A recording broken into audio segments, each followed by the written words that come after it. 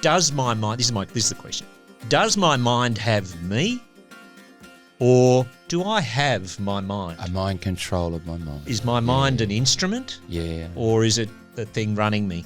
Wow, that's and good. I think that's good. the simple... That's beautiful. Distinction. Yeah. And I think for most people these days, in our culture particularly, their minds have them. Yeah.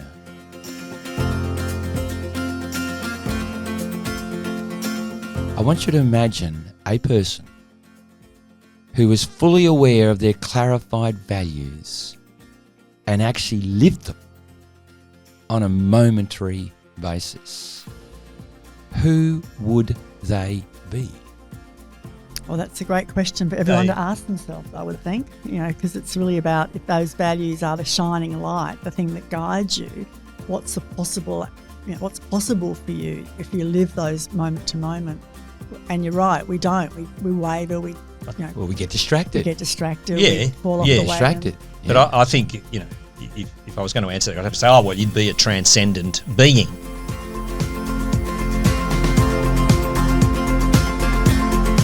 See, I'm not even married. Not now. At the moment. Oh, that's right. That's right. And it will happen. Or partnership. I'm really confident of that.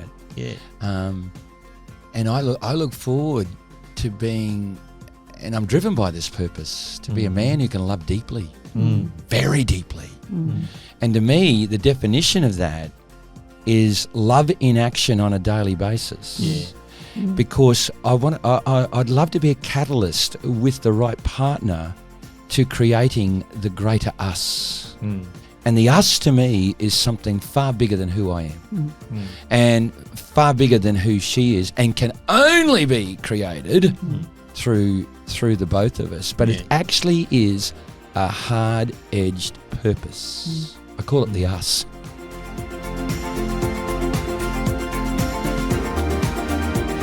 All behaviour is underpinned by values. Yeah. The question is, what value?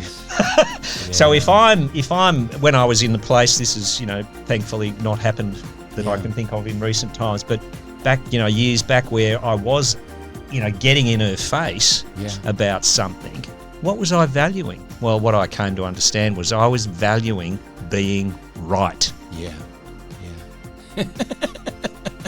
And you were, Ralph. I was. Now, what was it that Jim Carrey used to say in the Truman story? Something like, good morning, good afternoon, and good evening, dear people. To my dear listeners of A Journey with Bernie, welcome. It's great to have you on board, and I got to thank you. How many thank yous was that? That was a number because you deserve them. The fellowship is going up, dear people. The subscribers, thank you. More people are hearing of our episodes on a weekly basis.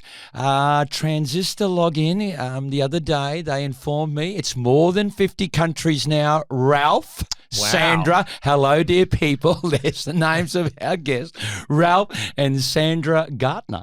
That's it. Hey, get a load of this. Transistor told me that we've gone to 50 countries and the last one was Alaska. Oh. Well, I thought that was the state of America. Or a state of mind, perhaps. Who knows? But I do want to thank you, dear listeners, for your patronage. And it's just wonderful, isn't it? Just have a think about that. 50 countries, plus 50 countries around the world now. There are listeners taking on these stories. And we've got two wonderful guests. We're going to hear not so much story. I'm sure it will come through. But in Ralph and Sandra Gartner, coupled with Bernie, guess what you've got, listeners? Oh, my God. 3 coaches. Now, we've got a mutual friend and we know what she thinks. Yeah. of having coaches in her organisation. And when we shared time with her recently, didn't she give us the once-over, about the role of coaches? Coaches, get out of here. Well, I'm just laughing to myself because today I hope we not only play the role of coaches, but we play the role of facilitators and learners. Now, Ralph, I'm looking at you right now because I'm sure, knowing you, you would be the first to say, what is a good coach? What does a good coach even look like? Don't say, you, Bernie. But what is a or good... Sandra. Well, she's a heck of a lot better looking than you, pal. I can assure you of that. What does a good coach look like? What do they sound like? What do they feel like? Who are they? Oh, look, the first word that comes to mind, Bernie, for me is they're genuine. Okay. And they're learners. Yeah. And they bring that to their work. Yeah. Yeah. And then, of course, comes all the, good listening and all of that sort of stuff. But Yeah. but prior to that, they're genuine, and they've got their own coaching lessons to share. Their personal. Yeah. They've done their work. Yeah. They've done their inner work. That's what I'd be looking for. Yeah. So, but I suppose you're also saying if they're great learners, the inner work is in a way never done, but it's a continuous journey for them. Absolutely. Someone said recently, and Sandra, respond to this, how important is that if you're coaching, advising and guiding, how important is the quality of curiosity? Oh, it's fundamental, Bernie. Like you need to be, like a deep diving anthropologist in curiosity, so you can really just sort of peel back the layers, because people will present an issue or a breakdown, and often that's just a surface issue, and then you want to get further into it so you can really understand, for them to understand what really might be going on in the deeper layers.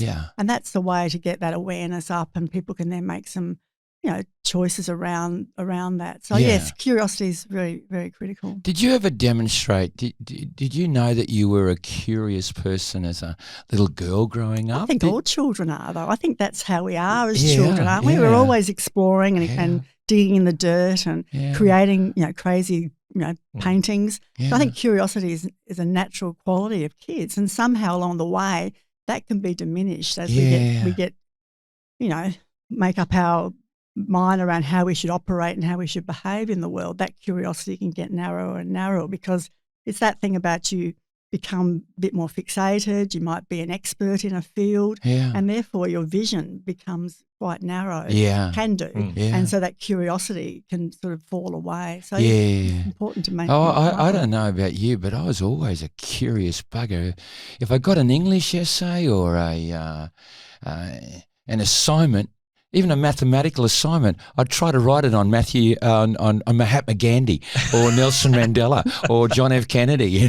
I was always just interested in what made people great, Ralph, what about your curiosity? Were you a curious young man? Yeah, well, I wouldn't have called myself that, but of course at school I was always getting in trouble for asking too many questions. Yeah. And so I think that was my innate curiosity about what people were saying was true, or a fact. Well, who said? Is it really? So I think curiosity was, as Sandra said, without doubt, a fundamental quality of anyone who's going to be helpful as a coach. And for me, it was there at a young age. And I think that's how it showed up. I was always questioning everything. Bring it all to life now. You're a coach, corporate coach. Corporate, small business. So a little piece of work, you don't need to mention the company, but just in a couple of minutes, a piece of work that you've done recently so that we can understand what you're offering to that particular business, company or set of people. Well, look, the one that comes to mind is an energy company in Australia, and the work I'm passionate about and love to do is teams. So I love working with a leader whether that's the owner of a business, whether that's the leader of a division or a group within a business. And in this case, it's the leader of a division of a business. And they're looking, they show up with, this, that, the other, these behaviours, what we're getting is not quite right. The morale isn't great. Yeah. And so my work is to really take them on a journey of self-exploration. Yeah. And then we got to create a context for the behaviour you want. Yeah. And often it's that context hasn't been created. Yeah. So mission, vision, values, Yeah. behaviours, and then building that team ethos and team culture. We've got to come back to that, because that is the principle of what I hear you offering. How that's done is really the interest for me and I assume for our listeners. Great. But I want to hear, Sandra, you operate in a slightly different dimension, although you're coaching in business as well. What are the differences with what Ralph does? So I tend to work with small businesses, and so teams, they could be micro businesses up to 4 people or maybe a bit bigger, but really that end of the market. And so usually they've come to me because there's been some issue. Yeah. They either could be stagnating, or they're just blocked from going where they want to go, or there's a breakdown in staffing, something's happened. And they just come to me to try and get some clarity to move forward. And then I'll work with them as the leader of the business. They've got to develop themselves, and then we'll work on the business to grow the business. But again, it's first look at yourself and where your blocks are, where's your blind spots, what can't you see, what are you avoiding, which is often the case. Yeah. And then let's work on the business when we've got that foundation in place. Bring it to life for us. Give us a current example. You don't need to mention the name of the business, all right? But just a 2-minute description of what are you doing with a business right at the moment and helping them to move forward. Okay. So one that comes to mind is I got the call from the owner saying, look, we're in a crisis. One of our key team members has left, and with him has gone a lot of the intellectual property, if you like, all the knowledge about the internal runnings of this business. And through that conversation for this client, it was apparent that she was also rethinking about her exit strategy from that business. She wanted to have a plan to move out of that business in the next The owner wanted to. 5 or 7 years. So this sort of prompted her thinking about, well, what's my future? So we spent a bit of time talking about that and laying that out so she was clear. And what we needed to do was really just restructure her business to bring in some partners, because she felt very alone in the business, had run it for a very long time, done it very well, was well regarded. But, she wanted to have a plan to move on. And so she needed to bring in some support. So we restructured the business, got some of her loyal employees in as partners. Yeah. And then we just worked out the systems and processes to support the new team. Yeah. And also develop the new team so that they could be a really coherent, vibrant, strong, robust group to deal with what was a pretty high-pressured industry. Yeah. So that's sort of where the work is at the moment, and it's ongoing. But I think what I'm hearing there, which is interesting, is that you're almost suggesting that in small business, there's not too much gap between the business and the personal goals. Like, for example, for that owner there, she or he is looking at him or herself first and saying, this is where I want to be. Now, because I want to be there in 3, 4, 5 years, the implications of that on the business are, what's interesting there is that the personal vision and the personal value and what they want seems to dictate the business. For sure. I mean, you're right. There is no gap, because in that end of the market, the small business, the micro businesses particularly, the owner is expressing their vision, their purpose, their values into the world through their business.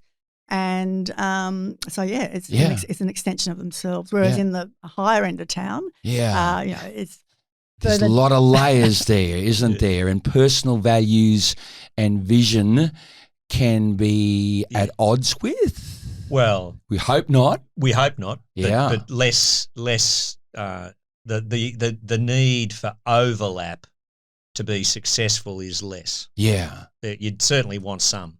It's almost suggesting that in the high end, many employee business, 100 plus, I'm making those numbers up, there does need to be work in order to clarify vision, values, so that it is living and thriving amongst the greater number of employees.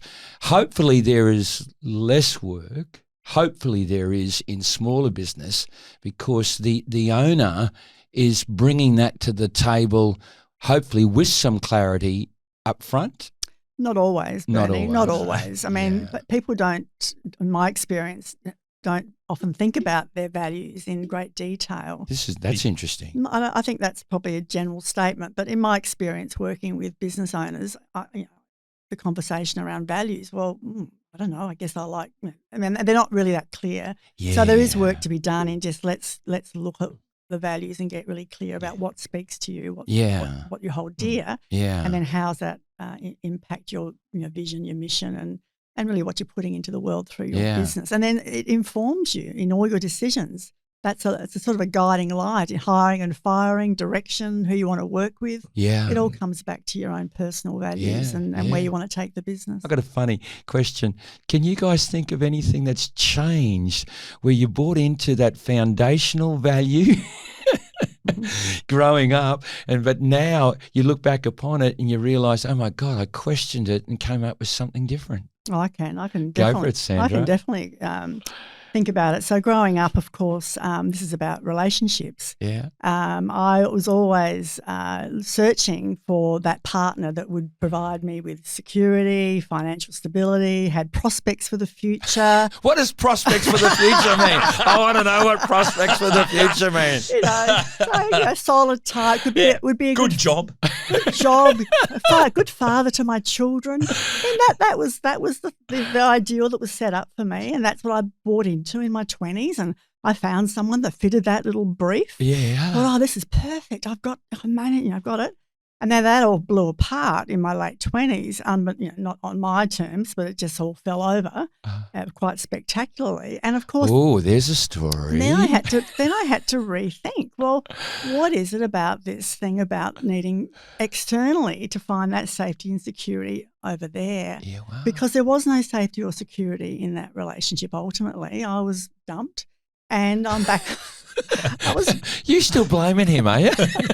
No, I'm grateful. I am grateful. It was a gift, but only in hindsight it was a gift. But so yes, if I had to reevaluate what was important to me, and of course it was about me feeling safe and secure in myself, developing that in myself. That's interesting. And then over time, my idea of the partner I was looking for was someone that would nourish that, support that, and enable me to grow. That's different. Seeking a partner now that nourishes and supports your own growth is different than relying on a partner who's actually going to be that backbone. Absolutely. Excuse me, you dobbed yourself in. You said spectacularly. You intimated there's a story. Are you willing to share? Happy to. You go for it, please. All ears are listening. All right. So we met when I was 23, and we were together for 7 years. Wow. Bought a house, living together, all the good stuff. And we were going to get married. And so 8 months out, planned it all out as you do, and invitations were out, and people were coming from overseas, all over around the country, the whole shebang. Yeah. And we were in Sydney at this stage because we'd moved. We were living in Sydney, and it was all going to be a big spectacle, the perfect wedding from my end. And about 2 weeks out, he basically, didn't quite tap me on the shoulder, but he said, "I've got to talk to you. I can't do this. Yeah. I can't do this. I'm leaving." And I'm going, didn't believe it, of course. After 7 years. But it was true. He was leaving. He couldn't go through with it. Yeah. And it was shattered my world because firstly, I thought, what am I going to do with all these people coming to this wedding? Yeah. I said, you'll have to ring my parents because I certainly can't. Yeah. But then there was I felt a lot of shame around the breakdown of that relationship. Wow. Yeah. And then slowly, I certainly felt the victim to it too for a while. So, poor me. Look, aren't I the, betrayed partner? Right, yeah. But, over time, 6 months in, 12 months in, really started to question my own part in the breakdown because I don't think I didn't see it coming. So that tells me right from the start that I was blinkered. I was, naive to something. I wasn't looking at really what was going on. Yeah. Certainly wasn't willing to talk about it.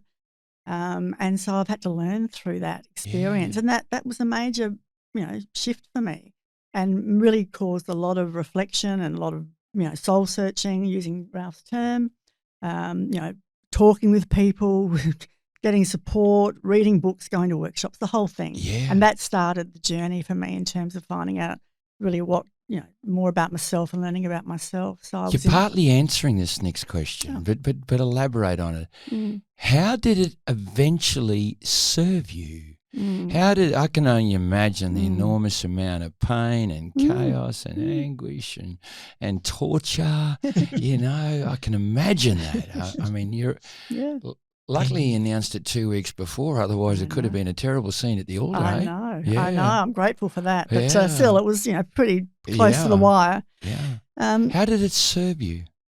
Well, I think, as I said, it just got me to reflect and reevaluate who I was, what I was looking for, and my neediness in that relationship as well, to find that safety and security out from somebody else. So that's really setting up a need, isn't it? A neediness. Yeah. And that's not useful or helpful. Yeah. And so I had to work out how I could, support and nourish myself and grow myself, so that I wouldn't present as someone that was looking for that, Yeah. but I was, a whole person that had a lot to offer and Yeah. a lot of love to give. And, fortunately, Ralph showed up. Are you a better coach, or did this incident, event in your life, did it actually become a catalyst for you becoming a coach, for looking to want to share your journey with other people in a coaching dimension? I think, I've had plenty of experience with things not working out. So, dreams, hopes, whatever didn't eventuate. That was one of them. It was a major one. But there's been others. Yeah. So I think that all informs you or me, and builds resilience and insight, and you realise how strong you are, and your capacity to move through those difficult times and get up again. Keep picking yourself up and going forward. I think all my life experience has helped for sure. Yeah. So I'd say that's part of it. Yeah. Ralph, I haven't forgotten you're here. Me either. That's good. This is lovely. Yeah, lovely to hear. No, well, it's wonderful to hear, not the story, but the outcome of the story, and how pain and chaos, as that Bella Cameron said in a episode 3 or 4 or 5 episodes ago, I can't remember exactly when, but she said, love and growth and transformation is the flip side of pain and chaos. Yeah, They're exactly. all in the same dimension. No, you can't have one without the other, I think. Yeah. Dear people, this is not an interruption to the podcast. It is a beautiful invitation for you to join a journey with Bernie, April 2024 in Nepal, to experience Kathmandu, Kagandra Vocational School for 550 disabled children, and of course, the magnificent Himalayas. The spirit of Nepal will invade your soul, the peace and the calm of the people. It's not something you can just get anywhere. You will learn so much from your experiences around Kathmandu, and of course, that mighty adventure, that wonderful, glorious trek to the magnificent Himalayas, where you will have a first-hand encounter with Sagarmatha, Mother Goddess herself, Mount Everest. Dear people, this is unforgettable. This is an experience that will invade every fibre of your body. It is not possible to return as the same person that left. +61 412 982 444. Text me, dear people. Text me on that number and I will have an information kit to you. Your private invitation to join us in April 2024. Nepal is calling you. Hey, here's an example of a remodified value. I remember once, recently, I had a value of love of learning. Yes. And you know what? Then the more and more I thought about it, no, that is not the value. The value is actually thirst for wisdom. And it was a remoulding and reshaping of love of learning. Yeah. But in fact, they led to a couple of different things because thirst for wisdom determines the podcasts that I listen to, which ones I choose, the books that I read. It even determines the fact that I'm doing this podcast. Yeah, I think, what you're triggering for me there is, of course, that, words themselves are inadequate. Yeah. In that, there's what is a value? Well, it's a feeling or it's a sense or it's something ineffable. Yeah. But we got to find a word for it. Yeah. And then, of course, as you've just described, those words change, shift. Yeah. But there's some essence. Yeah. Yeah. And maybe the words, their enhanced meaning actually comes because I give them meaning. Yeah. I know what thirst for wisdom means. Actually means. Yeah. What's interesting is we must then ask ourselves, what is the behaviour manifestation of the value? What does that value look like as in action? A behaviour in action?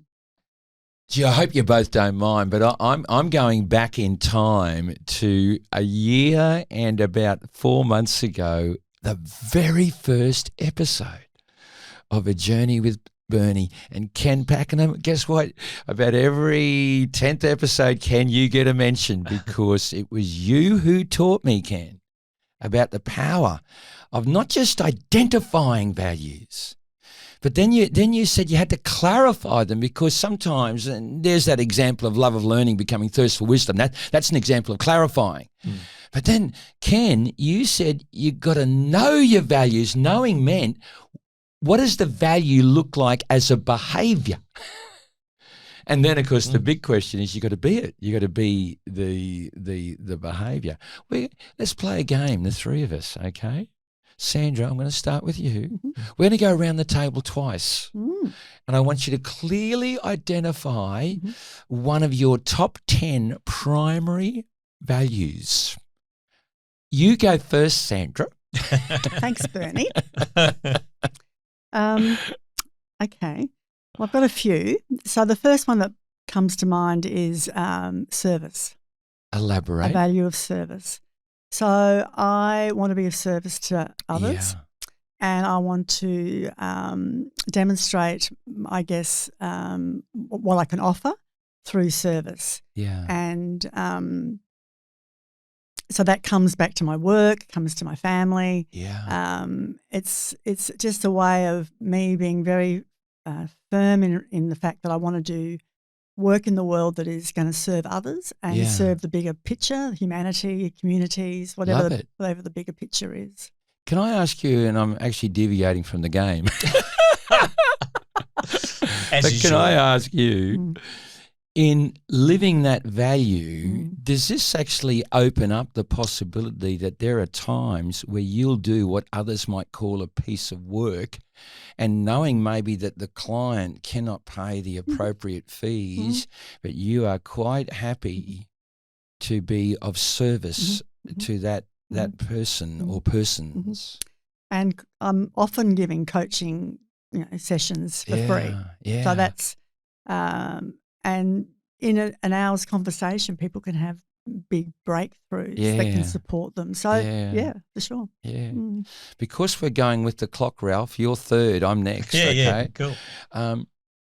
One of my values is the past is irrelevant. Ooh, big one. Live in the now. My elaboration on that is only the meaning I give to the past makes it relevant in the now. And even if it was potent and highly emotive, if I change the meaning to something like, it was just part of my journey, just part of my journey, then I can live in the now and maximize today. But the value is I see my past as irrelevant, live in the now. I know it's a sentence, but I've actually got that written down on my vision board. My past is irrelevant, live in the now. Ralph, your turn.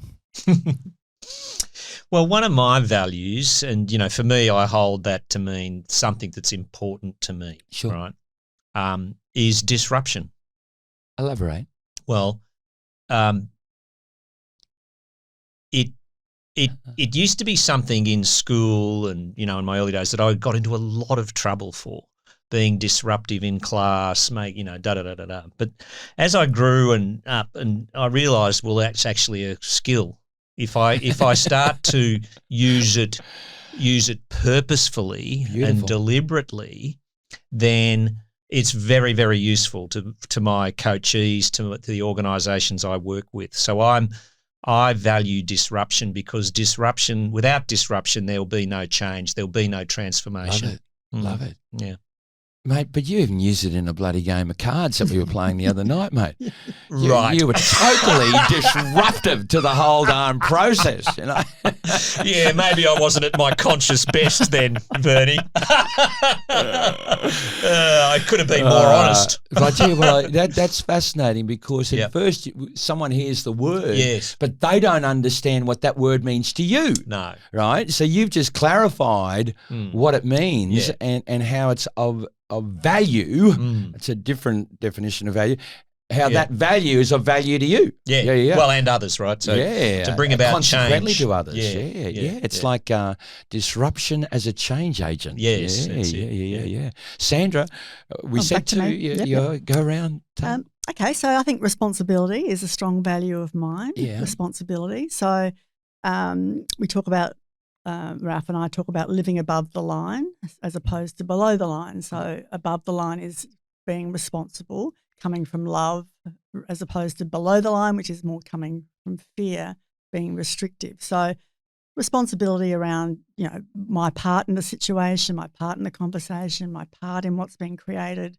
Where am I coming from? Am I coming from an open curiosity and looking at myself to see where I played a role in this? Or am I coming from defensiveness? Am I retracting? Am I avoiding? Yeah. Am I am I blaming? Yeah. Justifying all those behaviours, Sure. which of course we all do.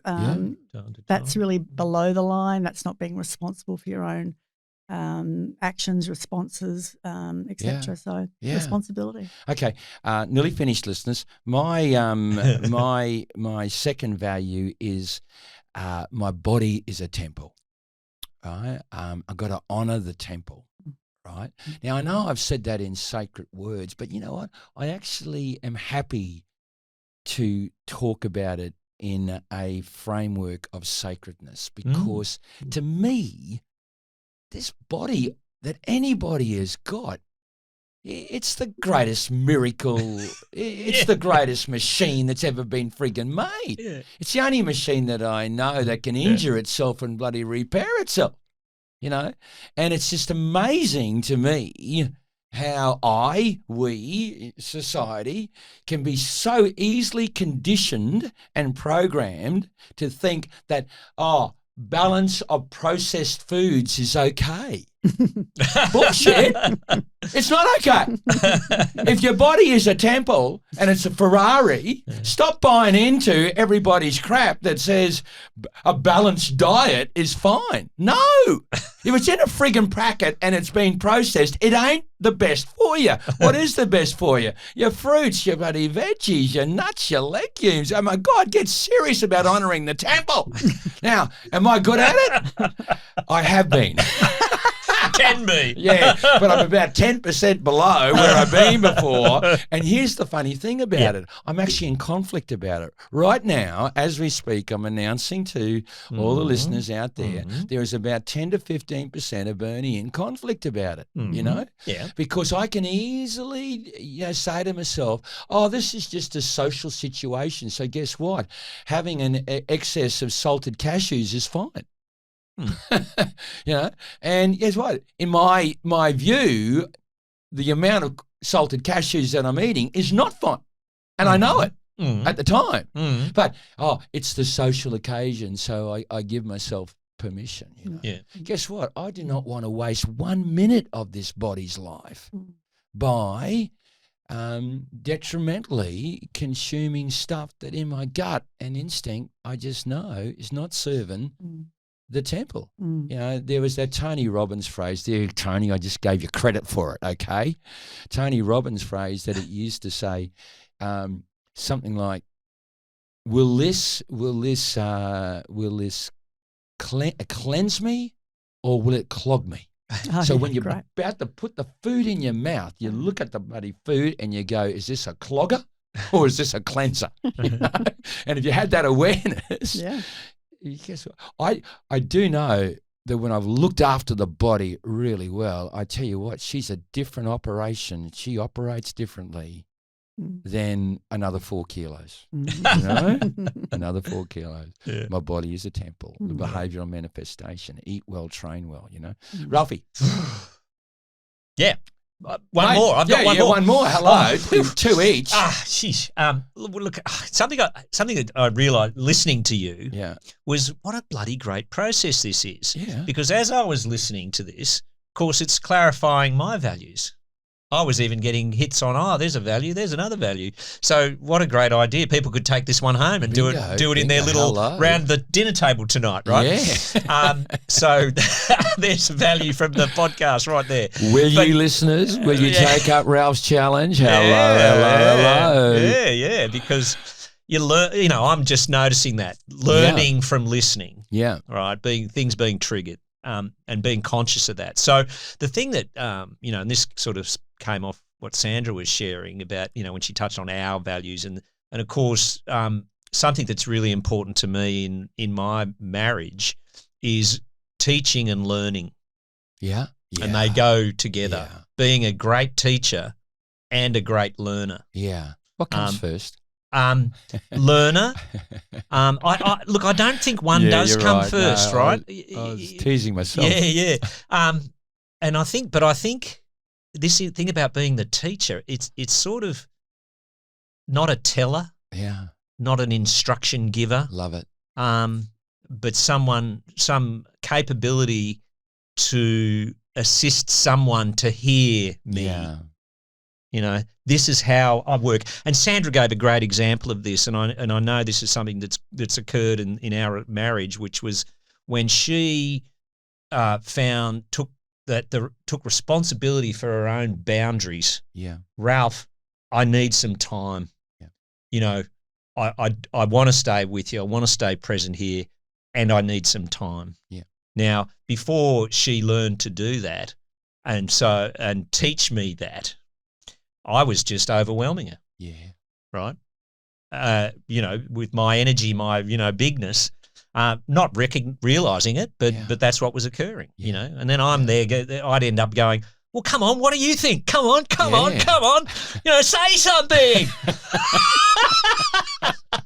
So being a learner and being a teacher, very important Ralph, in a marriage. You do the podcast a favour and please pick up Sandra's head off the floor because she was nodding up and down so viciously. I'm pretty sure she was totally in agreement with you. Yeah. I remember in the early days, that big energy of Ralph, and I'm backing away until I'm right in the corner of a room. I had nowhere to go. Like I'm thinking, oh my goodness, what do I do? And this was a discussion? Not at that time. It wasn't amorous? Fascinating. Fascinating. Well, what's interesting is I felt that we not only identified and presented values, none of which is a sale to our listeners at all. But I think in each of those 6 examples, there was a description of what the values looked like as a behaviour, the manifestation of the values. And our listeners, I'm sure you could actually hear how the values then actually mould and shape behaviour and direction. They actually give clarification to what we do today, this afternoon. They actually help in clarifying correct decisions. Yeah. On one provider, we're aware of them, so aware of them that it's really difficult not to be living them on a regular, I want to use the word momentary basis. Yeah. However, Yeah. I'm going to throw this in. Welcome to humanity. I haven't yet met a human being. I know this fella is a heck of a long way away from it, right? Yeah, yeah. In living your values on a momentary basis. But can I throw this at you? Yeah. Who would we become if we learned how to do that? I want you to imagine a person who is fully aware of their clarified values and actually lived them on a momentary basis. Who would they be? Well, that's a great question for everyone to ask themselves, I would think, because it's really about if those values are the shining light, the thing that guides you, what's possible for you if you live those moment to moment. And you're right, we don't. We waver, we get distracted. We fall off the wagon. Yeah. But I think, if I was going to answer that, I'd have to say, you'd be a transcendent being. Wow. Which means you're probably not on planet Earth anymore. You've left because to me, this value of compassion, self-acceptance, self-love. Why is that important? Well, because I am a human being. I am fallible. And as you've said, I can have an ambition to live these values moment by moment by moment. And I'll fail. And it's in the failing that awareness, so if Sandra's holding her hand up, going, hey Ralph, I need a bit of space. I know I've violated one of my own values. And that would be respect. Provide space, be a learner. Clearly I'm not doing that right at this instance. What am I valuing right now? And this is the other piece. See, all behaviour is underpinned by values. The question is, what values?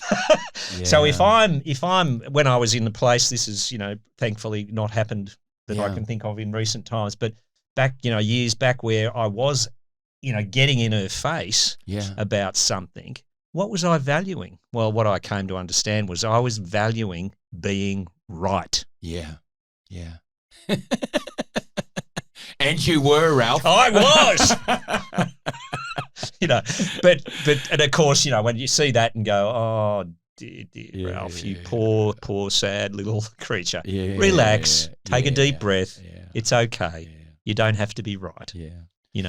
Ralph, you used the word transcendent there, and I understand why you would have used it. May I just suggest something a little less than transcendent that I think is available to each and every one of us? I feel for me that the more and more I live my values with greater awareness, the more authentic I feel. The more solid I feel. And it's interesting, as a result of that, the less self-absorbed I am. Because if you're walking authenticity, if you're solid, you don't have to worry about it. And it's sort of like leads to a feeling of fulfillment for me. I agree. Yeah. The word satisfaction came to me. You know, that's right. We were talking about earlier, but And there's a reason they're called core values. You know, the core, the centre of you, the essence of you. Yeah. They're your core. Yeah. That's what gives you that stability, that strength, that inner knowingness. Yeah. And it's that knowingness that has you be okay about being vulnerable and authentic because you've got a solid base to stand in, and you know yourself. And that's been my journey from those early years. Yeah. So I can definitely attest to that thing about it holds you, in a stronger place to understand your core and your core values. Yeah. Well, then you've got, as you say, core, solid, centered. Yeah. Yeah. Hey, here's a statement, right? Do values, clarified values, knowing your values, being it, in some ways, do they then begin to define your purpose? So what's being suggested here is there value in an individual saying, well, right at the moment, this is the purpose of my whole existence. This is why I exist down here upon planet Earth. And do values underpin it? Or do you work the other way around and you say, oh, what's my purpose? Oh, that'll tell me what my values are. Thoughts, please? Thoughts, please? I definitely think the values come first. Wow, that's interesting. Yeah, I think interesting. You can get a sense of your values, then from that they can inform your purpose. Yeah. So that would be my interpretation of the way it works. What do you think? No, forget Ralph at the moment. I'm investigating you, Sandra, here. Because I want to ask you, if you say that and you've given me a hint of two values, can I ask you what therefore is your values-centric, values-driven purpose? What is your life purpose, your existence purpose? What is it? Is that okay to ask? Yeah? Yeah. It's to support individuals and couples, teams, to grow and develop and create a sense of community and develop, feel like they're fulfilled in their activities, in work and life, and make a contribution, I think, to the planet. That's there's a bit of wow in there. I've got support. I've got contribution. I heard community. These are almost key words that define the essence of your purpose. Wow. So yes, like care, community, responsibility. They're all parts. They're my values. Yeah, I know they're your values. Service, and so they're my core values, and they've defined my purpose. My purpose. Yeah. What do you think about this question, Ralph, about values underpinning purpose, or the other way around? No.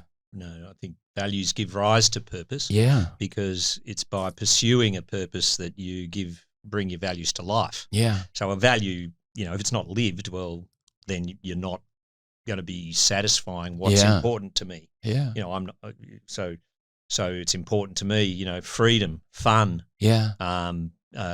transformation. These are all values of mine. And I wrote a purpose statement in about 1992, I think it was. And it was to inspire, enlighten, and educate as many people as possible, and have as much fun as possible doing it. and so say that one more time, please. So your purpose is to inspire, enlighten, and educate as many people as possible, and have as much fun as possible doing it. Loaded question. Where is Sandra in that purpose? Well, she's been inspired and enlightened and educated, I think, by me over the journey of 30-odd years. Would that be true, love? Yeah, I'd say so, yeah. Yeah, so there you go. And we've had lots of fun along the way. And we've certainly had plenty of fun, yeah, exactly. So, that informs how I go about being in our relationship, for sure. Yeah. And every relationship, really. Yeah. To some people's annoyance. And, one of the things I've got to be a bit careful about with that is that I seek permission to be inspiring, enlightening, or educational, yeah. because it's not something that maybe at a barbecue someone's up for. That's right. Right. Yeah. So context, that's a bit like being disruptive, as I said earlier. Disruptive. That didn't go down so well in the classroom. Yeah. But when I use that deliberately in my work, it's very, very powerful. Yeah.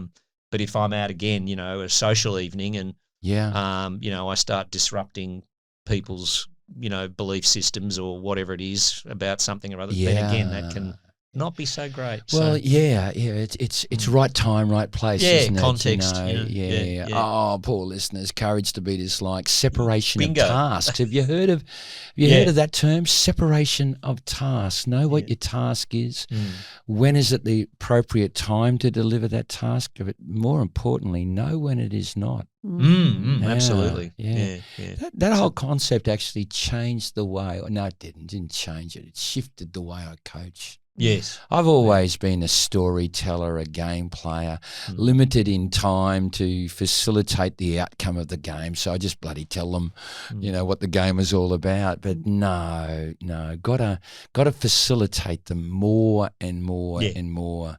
Lead them to them recognizing the outcome. Got to have time, to do that. Yeah. Get in there on the journey with them, rather than separate myself from them. Yes. Yeah. And not be so invested in the end result, but it's the journey, process. the process. Yeah. And the end result may not be what you anticipate, and therefore you need to be okay with that, because it can always go somewhere else potentially, but the journey, the process is what's important. Yeah.